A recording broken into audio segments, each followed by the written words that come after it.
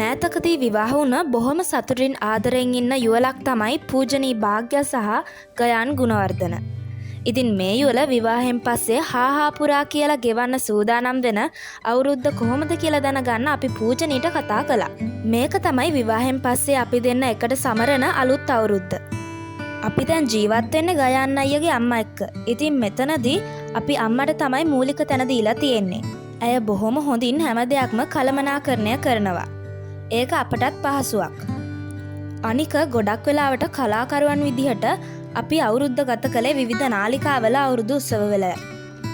මේ පාර සමහර විට අවුරුදු සමයේදී විදෙස්ගත වෙන්න සිද්ධ වෙන්නත් පුළුවන්. අපේ අම්මගේ ගම මාතලේ. අපි අවුරුද්දට මාතලේ යනවා. අපිට ඉතින් ඒ කාලේ ඒ තරම් දෙයක් නැහැ. ඒ කාලේ අපිට වගකීම් නැහැ, සල්ලි හොයන්න දෙයක් නැහැ. හරි නිදහස්. ගමේ ගිහින් අවුරුදු උත්සවවලට යනවා. අවුරුදු සමරනවා තාම මතකයි. වර්තමානයේ වෙනකොට ඒ අවුරුදු අසිරිය අඩු වෙලා කියලා දුකෙන් උනත් කියන්න වෙනවා. ඇත්තටම මේවා අවුරුද්දේ කරන්නම ඕන දේවල්නේ. අපි කිරි උතුරන දේවල් හා චාරිත්‍ර වාරිත්‍ර හරිම සරල විදිහට කරනවා. හැබැයි ඉතින් තනියම කැවුම් හදන්නම් දන්නේ නැහැ. හැබැයි කෑම හදන්න අම්මලාට ආච්චිලාට අත් උදව් නම් දීලා තියෙනවා. මම ගයාන් එක්ක අවුරුදු 6ක් ආදරෙන් හිටියා. ඒ කාලෙත් මම සතුටින් හිටියා. ඒ වගේම දැනුත් සතුටෙන් ඉන්නවා. හැබැයි විවාහ වුණාට පස්සේ මට ආරක්ෂාව වැඩියෙන් දැනෙනවා. මුළු ලෝකෙම නැති වුණත් මගේ ළඟ ඉන්න කෙනෙක් ඉන්නවා කියන හැඟීම දැනෙනවා. අපි දෙන්නම විවිධ වැඩවලට කාර්යබහුල වෙන නිසා ගෙදර වැඩ ටික කළමනාකරණය කරගන්න අපහසු වෙන අවස්ථා තියෙනවා.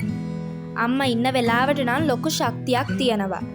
හැබැයි ඇයටත් අක්කලාගේ ගෙදර යන්න වෙන වෙලාවල් තියෙනවානේ. ඉතින් ඒ නිසාම අපි අපේ වැඩවලට සහායට කෙනෙක් හොයාගත්තා. ඒක මට ලොකු හයියක්. ගෙදර දොරේ වැඩ නිසා වෘත්තීය ජීවිතේ පාඩු කරගන්න එපා කියලයි ගයාන් මට කියන්නේ. කාන්තාවක් විදියට මාව ඒ වැඩවලට හිර නොකර ඒ දෙන සහයත් හයියක්. මුල් අවුරුදු 2-3 ඇතුලේ අපි අපේ නොගැලපීම් හඳුනා ගත්තා. අපිට විවිධ ගැටලු ආවා. සම්බන්ධ නතර කරපු අවස්ථාත් තිබුණා.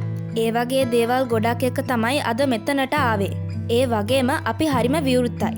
අවංකකම සහ විශ්වාසනීයත්වය තමයි වැදගත්. මම කිසිම දෙයක් ඔහුට හංගන්නේ නැහැ වගේම ඔහුත් කිසිම දෙයක් මට හංගන්නේ නැහැ. ඒකත් එක්ක අපට ඉදිරියට යන්න ලේසි. කාලයක් යද්දී ඉතින් දෙන්න 3 දෙනා වෙනවනේ. ඒව ගැන අපි තාම හිතලා නැහැ. එහෙම වුණාට පස්සේ අලුත් පියවර එක්ක ජීවිතේ වෙනස් වෙයි. මට ඉන්නේ අම්මයි තාත්තයි නංගිලා දෙන්නයි.